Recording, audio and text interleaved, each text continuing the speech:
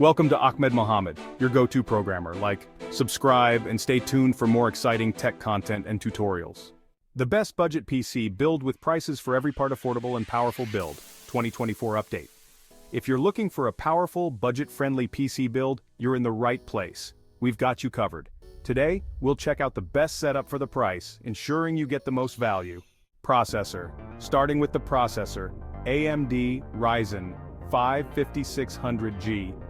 It offers excellent performance for gaming and daily tasks, all at a great price point of around $150. It's a fantastic choice for budget-conscious users. Motherboard Asus B450, reliable and well-suited for all your needs at about $80. RAM. Memory Corsair Vengeance 16GB DDR4, plenty of space and speed for around $50. For fast storage, we have a 500GB SSD for the operating system and games, priced around $30. This ensures quick boot times and fast load speeds, making your system more responsive. And for additional storage, a 1TB HDD at around $40, perfect for storing larger files, backups, and media collections. Graphics card GTX 1660 Super, solid gaming performance for $200. Case NZXT H510, stylish with excellent airflow for about $70. And a 500-watt power supply for $50.